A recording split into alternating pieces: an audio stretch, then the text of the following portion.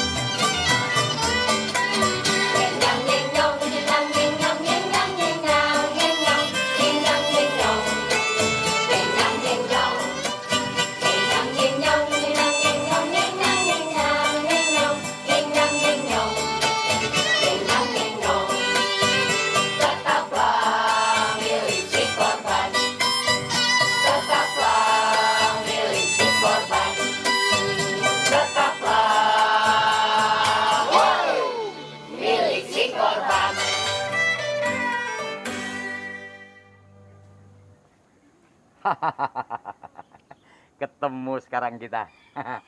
Assalamualaikum warahmatullahi wabarakatuh. Waalaikumsalam warahmatullahi wabarakatuh. Cakep.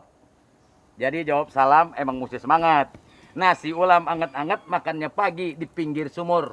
Jawab salam itu mesti semangat. Mudah-mudahan kita bisa ketemu lagi dalam keadaan sehat dan panjang umur. Jadi begini, sebelum kita bikin pertunjukan nih, saya juga mau ngucapin salam juga buat penonton. Beli sekuteng di Kampung Keramat, sekuteng dimakan rasanya basi. Selamat datang nih penonton yang terhormat. Saya ucapkan banyak-banyak terima kasih. Udah pasti cakep. Jadi gini bro. Aki-aki ngomong dia bro. Bisi karet. Gua ngomong begitu kan gua ngikutin zaman lo. Ketawa.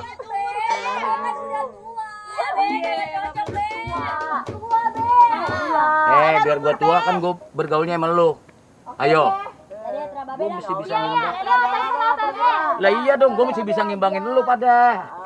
Alah udah. Sekarang begini. Ini sebenarnya gua lagi puyeng. Puyeng kenapa, Be? Kenapa, Be? Dah, gimana gua nggak puyeng? Gue disuruh mikirin Kali Ciliwung. Hah? Apa yang dipikirin? Kenapa? Iya, padahal kan gue kagak ngerti-ngerti amat urusan Ciliwung, ya kan? Ya. Lah, ya nggak penonton? Iya.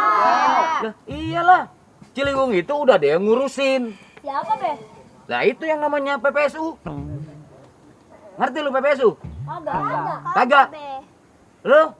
Kalau nggak salah PPSU itu yang bajunya warna oranye bukan, Be? Nah, iya, bener tuh. Ah. Bener. Cuman ya ada yang tahu nggak kepanjangan dari PPSU? Ada yang tahu? Udahlah, babe aja pas singkatannya. Ya. Ada yang tahu nggak? Ayah kayaknya tahu deh, Be. Apaan? PPSU adalah kepanjangan dari petugas perasaan sayangnya umum. Pinter kan Ayah, Be? Pinter lo. Stres. Oh, salah lo. Udah gue jelasin aja ya. Enggak, Be. Apaan? Mimin tahu. Apaan? Kalau nggak salah tuh ya, Hmm. petugas penanganan sarana umum. Nih dia baru benar. Salah itu, Be. Lu pinter Min. Jangan kayak dia nih. Nih jangan kayak dia nih. Nama lu siapa tadi? Meilan. Oh, nama lu Melon. Udah. Udah kagak usah kita ribetin soal Ciliwung. Bisa stres kita ya kan? Bener, Be. Bener banget. Ya. Sekarang begini aja. Gua nih mau bikin pertunjukan. Wow, pertunjukan apa tuh, Be? Lenong. Setuju gak lu? Ya udah. Jangan lama-lama. Ya, jangan lama-lama nih buat mempersingkat waktu. Bagaimana kalau kita tonton aja pertunjukannya? Setuju? Ini juga buat penonton di rumah nih. Saksiin ya. Ya, lu setuju semua? Setuju. Oke, kalau begitu, ayo kita saksiin di adegan yang pertama. Aduh, pagi-pagi dapetin beginian mulu.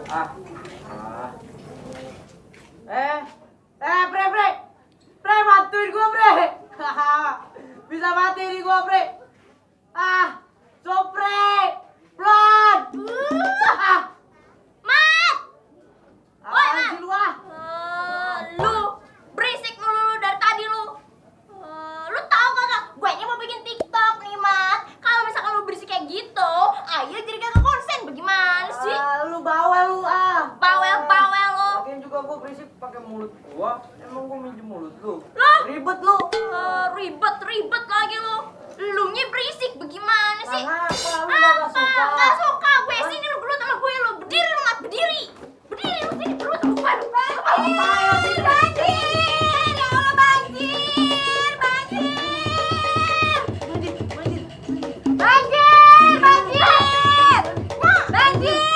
Banjir apaan sih, Mak?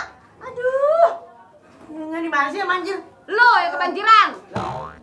Banjir apanya? Lu pada kebanjiran teknologi tahu? Bentar dulu nya. Ya, dulu lagi ngomong. Heh, Ya, emang. lu berdua kagak tahu apa fungsinya HP buat apaan, ha? Bisa ya cuma main TikTok doang. Godek-godek pala lu Mina udah kayak layangan singit. Heh, lu juga sama. Mampus lu. Main HP teriak-teriak kagak jelas.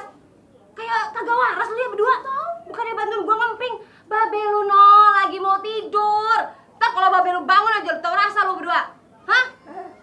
Lagian lu sih Mina. Lu sama. Yang itu.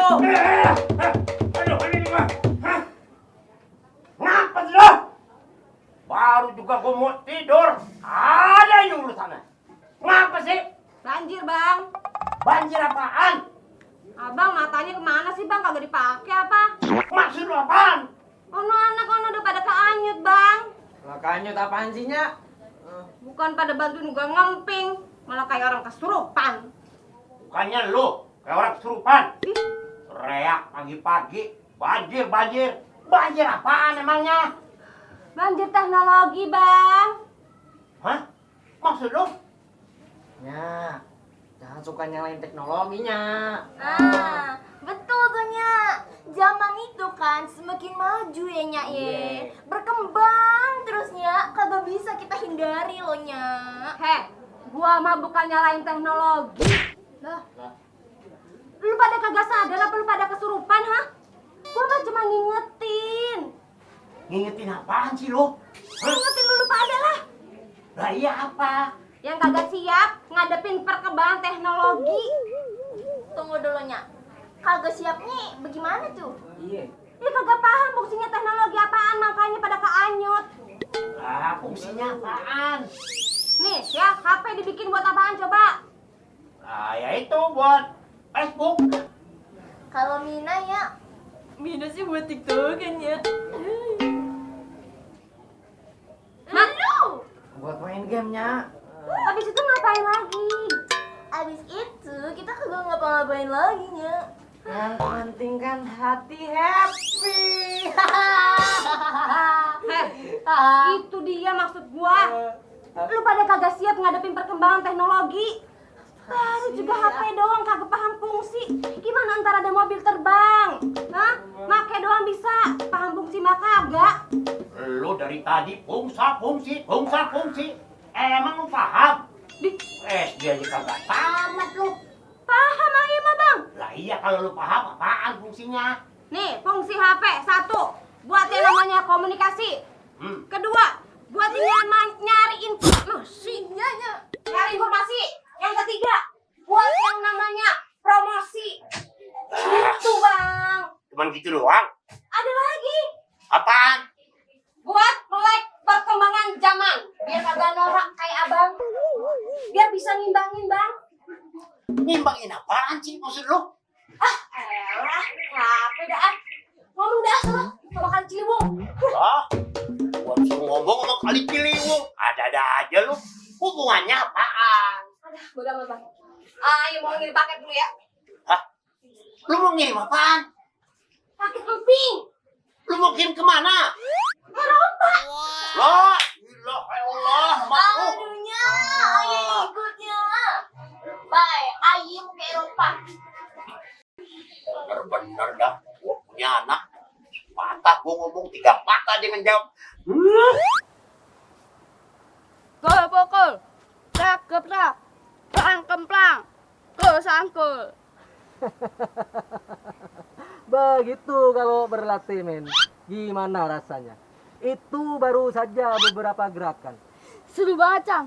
Baru beberapa gerakan aja. Badan Jimin udah enak banget. Itulah kelebihan seni pukul Betawi. Adanya cuma di Indonesia. Tahu dari mana, Cang? Emangnya Cang udah pernah ke luar negeri? Sampean ini tidak perlu tahu. Saya sudah pernah keliling Eropa. Eropa mana aja tuh, Cang? Jangan banyak tanya sampean. Cukup berlatih saja sudah. Iya, Cang. Soalnya ini seru banget. Pasti seru men. Nah, sampean ini kan YouTuber. Bagaimana kalau kita kolaborasi saja men? Maksudnya gimana, Cang? Maksudnya kita bikin saja kolaborasi seni pukul dan K-pop dance. Wah, boleh juga tuh, Cang. Pasti boleh men. Soalnya ini kontennya menarik. Pasti menarik men. Kalau udah menarik, ngapain kita bikin? Mending tidur saja di rumah. Iya, Cang. Soalnya ini kontennya langka. Pasti langka men. Karena adanya ini cuma di sini men. Iya, Cang. Gimana kalau sekarang kita bikin captionnya? Oh boleh. Tapi captionnya apa tuh, Cang? Begini men. Orang ganteng saja mau jadi kepala cacing. Masa sampean cuma mau jadi buntut ular? Artinya apaan tuh, Cang? Artinya begini. Lebih baik jadi pelopor meskipun cuma sederhana daripada cuma ikut-ikutan. Boleh juga tuh, Cang. Gimana kalau sekarang kita bikin kontennya? Wah boleh. Tapi jangan bikin konten dulu. Kita bikin saja promonya. Ya udah deh. Yuk.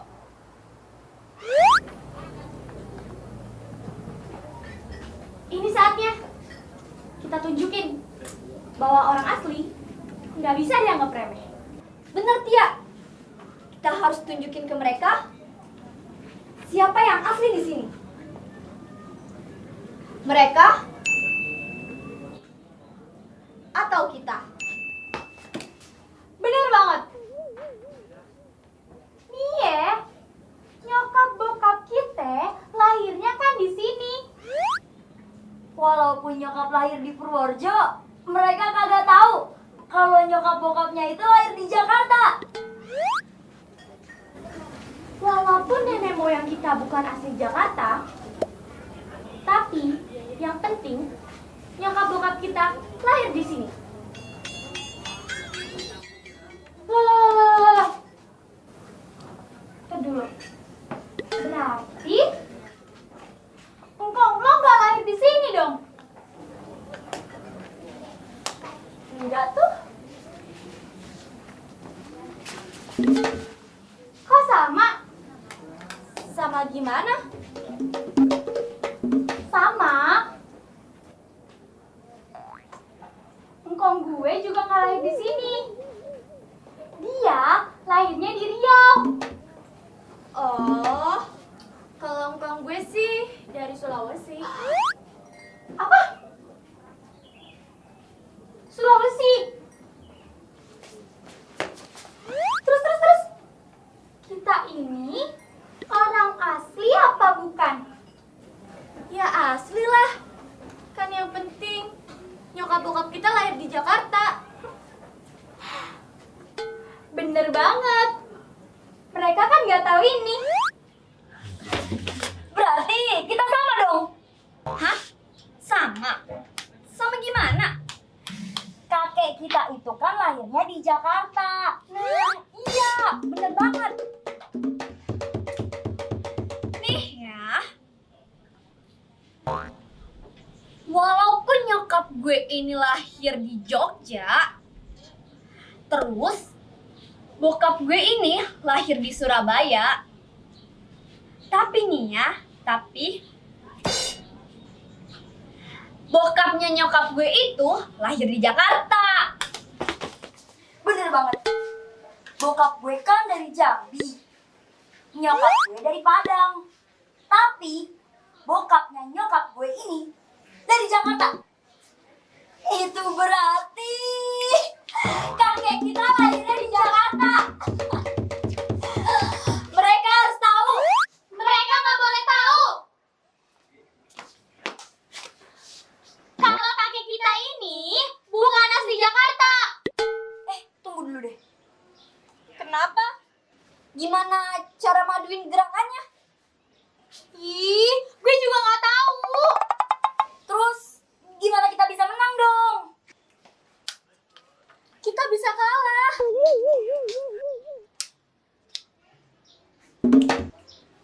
Aha, aku tahu. Kita mesti belajar main pukul. Gue tahu. Gue juga tahu tempatnya. Di mana? Pinggir kali. Hah? Pinggir kali? Gak jelas. Kompetisi, kolaborasi, seni pukul, dan K-pop dance. Dari 3.000 peserta yang mengirim formulir, Yang mengirim video 4. dan yang terpilih sebagai finalisnya 3. Nah, Chan, gimana kalau sekarang kita lihat dulu yuk? Hayo kita lihat saja. Grup Sasageo. Yang kedua, grup Kebon Babe. Dan yang ketiga, grup Cibi-Cibi. Nah, gimana Cang? Kalau sekarang kita mulai yuk, daripada kuota mereka ntar habis. Betul penonton. Nah, sampean jangan sampai kehabisan kuota, karena acara ini sangat menarik dan adanya cuma di Indonesia. Ya udah deh, yuk. Yuk.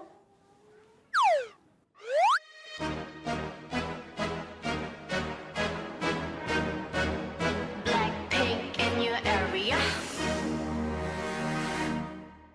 보란 듯이 무너졌어. 바닥을 뚫고 저 지하까지.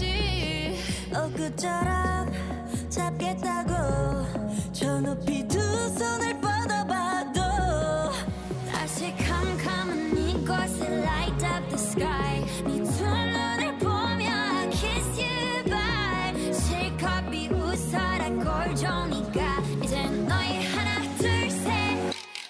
How you like that?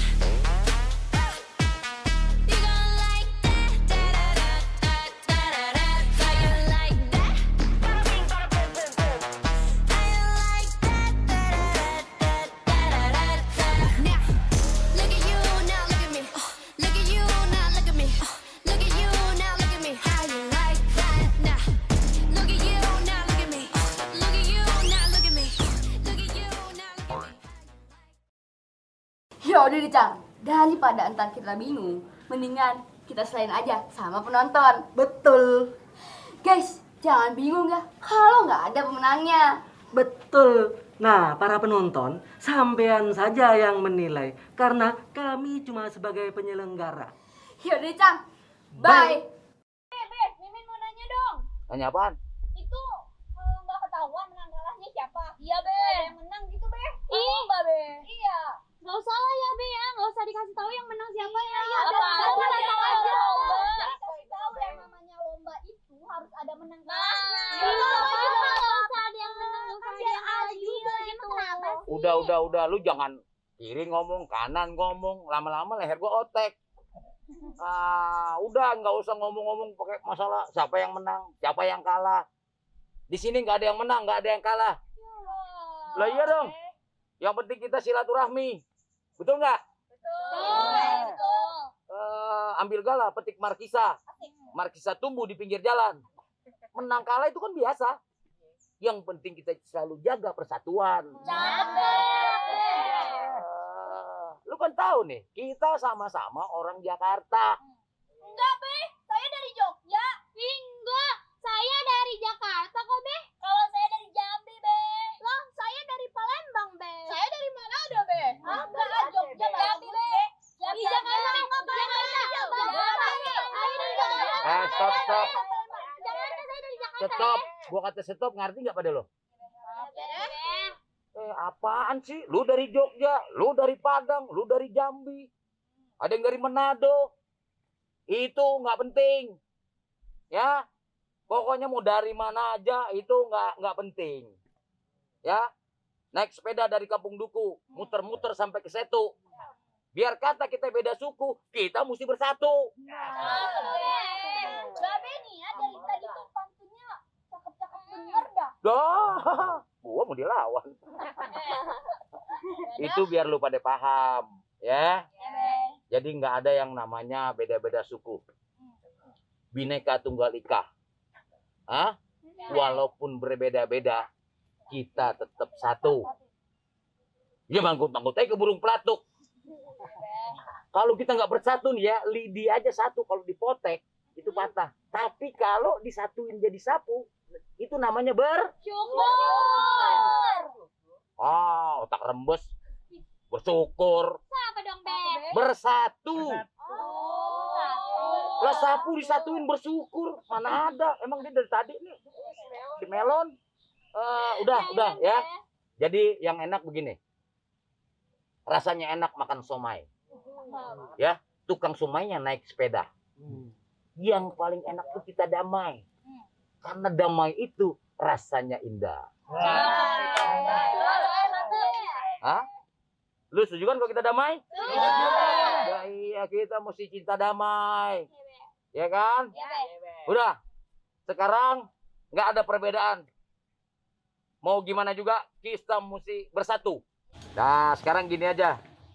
Buat menjaga kekompakan dan persatuan kita, bagaimana sekarang kalau kita nyanyi? Setuju? Oke, sekarang kita nyanyi sama-sama. Musik!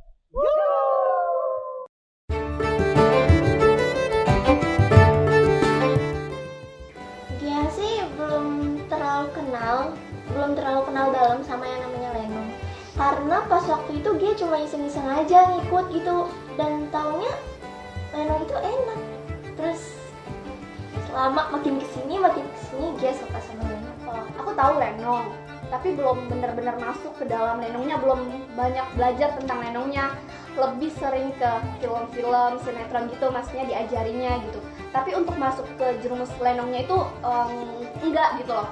Sedangkan ini tuh kan ini kan tentang Lenong ya, tentang Lenong sama perpaduan antara penonton panggung sama penonton film kan yang di kamera. Ini kan tentang Lenong, jadi aku tahu Lenong, tapi tuh belum pernah gitu belajar sama sekali, belum pernah masuk terjerumus ke Lenong gitu.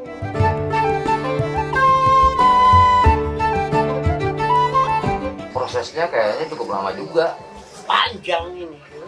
Gua sama Balatur udah pernah ngobrolin gimana caranya bikin satu konsep Lenong, tetapi materinya Ya memang kaitannya tidak seperti cerita-cerita Lenong sebelumnya ya.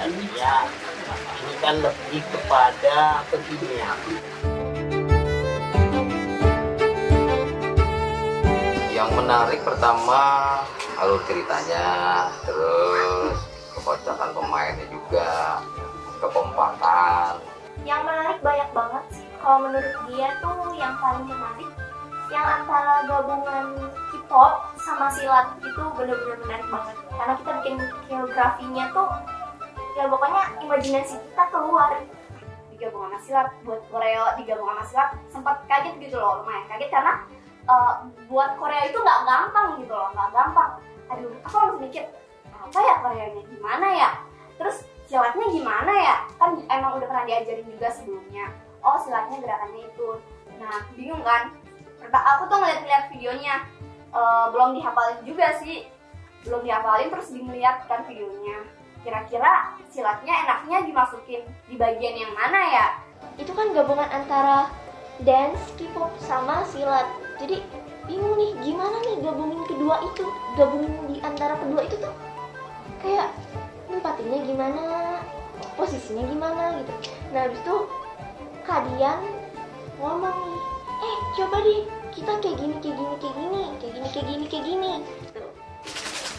Ya kalau untuk disumbangkan ya kita juga kan yang namanya proses latihan atau ini kan apa yang saya tahu atau apa yang saya bisa ya itu yang saya sampaikan gitu. Kita nggak boleh masuk terlalu dalam ke dunia teknologi gitu, karena yang harus mengendalikan HP itu diri kita, bukan HP yang mengendalikan kita.